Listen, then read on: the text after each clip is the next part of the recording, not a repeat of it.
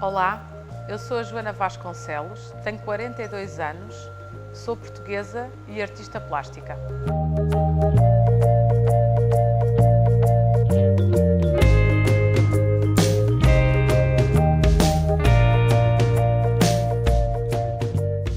Não é inata, não se aprende, descobre-se.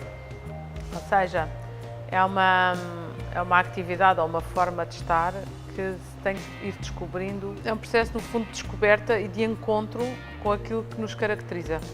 Aliás, como todas as outras profissões.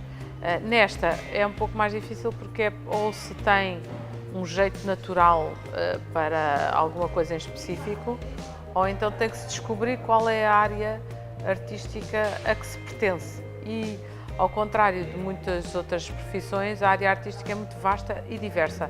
Portanto, o que se tem que fazer é fazer um percurso e entrar num processo de descoberta para que se conseguir identificar qual é a área artística que melhor se adequa à pessoa. Eu fiz exatamente esse trajeto que é, no fundo, andei à procura de qual dos meios e qual dos médios era o melhor para mim e no qual se adequava melhor à minha personalidade. Acabei por descobrir que, sendo uma aluna em joalharia que estava sempre a fazer escultura e uma aluna em desenho que também estava sempre a fazer escultura, que se calhar então era melhor fazer escultura. E há muito mais áreas em que se pode trabalhar e em que se pode desenvolver uma identidade. Daí que o mundo artístico é muito mais vasto e complexo do que aquilo que aparenta no liceu e na universidade também.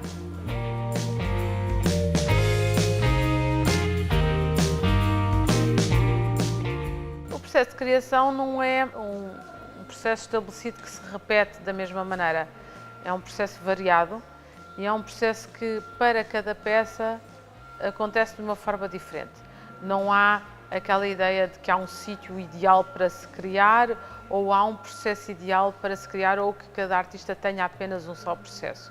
Aquilo que eu entendo da minha experiência e de outras coisas que vou ouvindo é que cada peça é ela em si um processo. O que se pode falar, sim, é de uma elasticidade mental e se pode falar de uma organização que depois o artista tem para atingir os seus fins. Aquilo que eu faço aqui é, de alguma maneira, passar por algumas etapas até que o processo esteja completo. Portanto, eu começo por fazer um desenho no meu caderno. Esse desenho passa para o Departamento de Arquitetura, onde ganha escala e onde é desenhado com rigor, portanto com medidas, e depois há uma aferição aí, de no fundo nasce o projeto no sentido real, em que eu, ao lidar com os arquitetos, tenho que lidar com a realidade e não no mundo das ideias e no mundo da abstração. Depois passa para o Departamento da Produção, onde vamos à procura do material de que esse projeto é feito, e aí o projeto ganha mais outro momento de realidade, que é torna-se ou não possível.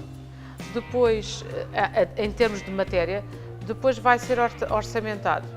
Orçamentado que é, então quanto é que custa comprar esta coisa e fazer deste tamanho com este material?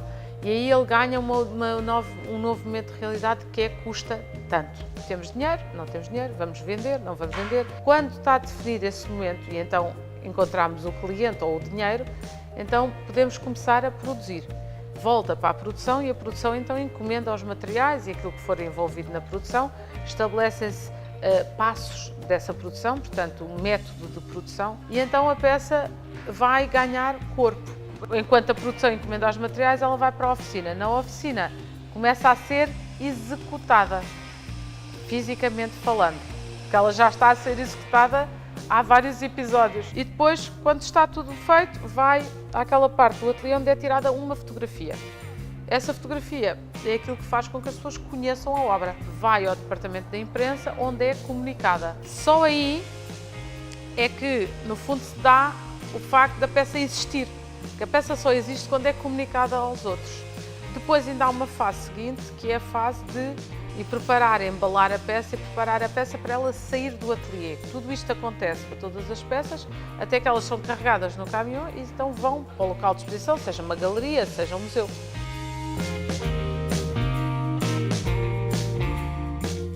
Quando não estou a viajar, estou numa montagem ou a ir ver um novo espaço para poder expor, há uma rotina que passa muito pelo acordar de manhã e vir para o ateliê. E depois no ateliê há uma série de reuniões com as diferentes equipas, porque eu tenho que, obviamente, acompanhar todo este processo nos diferentes departamentos. Eu acho que o exercitar a criatividade, ou seja, manter a flexibilidade criativa é uma coisa muito importante. Portanto, fazer várias coisas acho que é importante, viajar acho que é importante, acho que ter uma certa abertura acho fundamental. Mas não é decisivo, porque há muitos artistas que são introspectivos, isolados e também funciona, porque o que é particular da criação é que não há um método, nem há uma personalidade tipo, nem há um sítio especial onde se possa ser criativo, nem há uma maneira especial, nem há uma escola especial. É uma vida que não é comparável, ou seja, o meu ateliê não é comparável com o de outro artista, nem a maneira de estar de outro artista é comparável com a minha. Aquilo que acontece é que cada artista se adapta àquilo que executa. Portanto, a relação com o mundo é uma relação particular e essa é estabelecida pela pessoa. Depois, a estrutura de trabalho é adequada àquilo que se produz. Os aspectos menos positivos, portanto, não há aquela coisa que é a ordem dos arquitetos, a ordem, sei lá, dos enfermeiros, quer dizer, essa coisa que agrupa um grupo profissional é impossível nas artes plásticas, porque as realidades são muito, muito diversas. Não há comparação, portanto, é um grave problema dos artistas, esse posso dizer que então será um problema, que é a incapacidade que têm de se organizar entre si e de defender, no fundo, algumas coisas que a classe poderia ter, algumas vantagens. Portanto, é difícil defender os artistas porque são muito diferentes as realidades. O mais gratificante é poder-se fazer aquilo de que se gosta, sem qualquer regra nem princípio. Ou seja, todas as profissões estão estabelecidas a um programa e a uma funcionalidade e a um objetivo. As artes não têm, a não ser o objetivo da comunicação para o outro e para fora. Tirando esse objetivo, que no fundo é a expor o nosso mundo e comunicar com os outros através desse mundo, não há qualquer objetivo relacionado com as artes. Essa será talvez a parte melhor, que é a liberdade não total, porque isso não existe, mas uma grande liberdade de expressão. O não haver constrangimentos, que depois existem pelas vicissitudes da vida, mas não haver programa.